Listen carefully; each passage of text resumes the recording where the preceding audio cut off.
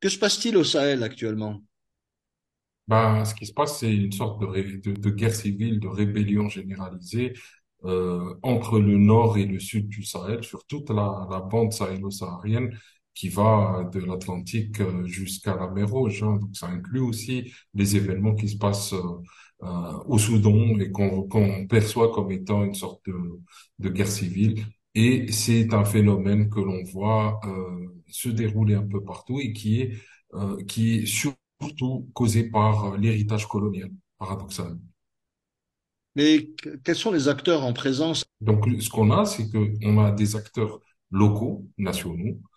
Dans le cas du Niger et du Burkina et surtout du Mali, on parle de deux phénomènes. Donc, on parle des groupes armés terroristes, les GAT, les groupes armés non terroristes, donc les CAS, qui sont signataires des accords d'Alger dans le cas du Mali. On a des groupes qui sont loyaux au gouvernement, donc on a les différents gouvernements. Et nous avons donc, ça, c'est les groupes locaux. Nous avons des acteurs régionaux, que sont les puissances régionales, donc l'Algérie, d'une certaine manière aussi le Maroc, mais de manière moindre. Nous avons une influence libyenne, nous avons même une influence du Nigeria qui se bat contre Boko Haram. Et nous avons des acteurs internationaux plus larges, comme par exemple la France, qui est actuellement dans une phase de retrait de la région. Nous avons la Russie qui exprime son ingérence dans la région à travers Wagner. Nous avons les États-Unis qui ont une base militaire au Niger et qui ont une présence de forces spéciales dans pratiquement tous les pays du Sahel. Et nous avons d'autres acteurs un peu moins connus, comme la Turquie, qui fait beaucoup d'influence, qui vend des armes et qui envoie aussi quelque part des troupes dans la région. Nous avons les Émirats, nous avons le Qatar, tout ce beau monde-là joue, s'allie avec des acteurs locaux pour essayer de s'accaparer le pouvoir dans la région. Et tout ceci, on le ressent ici en Algérie. Euh, et l'Algérie dans tout ça? Quel est son rôle? L'Algérie, en théorie, a un rôle primordial.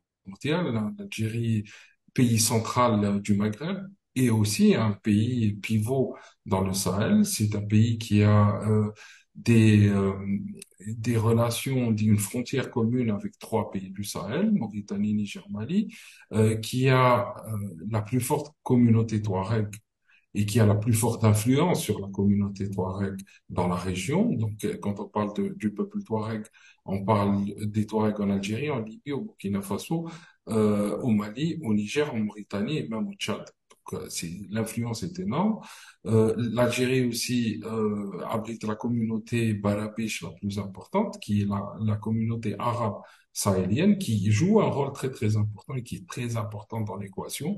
Donc, l'Algérie, en théorie, a tous les ingrédients pour être le pays pivot dans la région. Mais malheureusement, à cause du retard qu'a pris le pays en termes politiques ces dernières années, l'Algérie manque de stratégie, manque de vision claire et donc euh, se contente d'une politique de stabilisation à l'intérieur, plutôt à l'extérieur de ses frontières et d'une sécurisation à l'intérieur de ses frontières.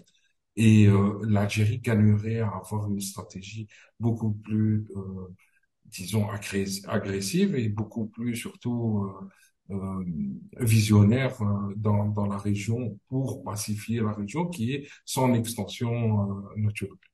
D'accord. Et finalement, tu parles de stabilisation. Quelles sont les perspectives de cette stabilisation au Sahel? La stabilisation arrivera.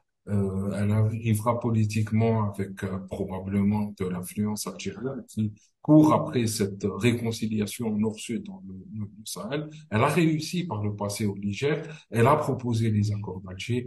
Il faudrait que l'Algérie se renforce encore plus pour imposer cette vision de développement entre nord et sud du Sahel et surtout de stabilisation et d'entente politique entre les différentes ethnies et communautés dans la région.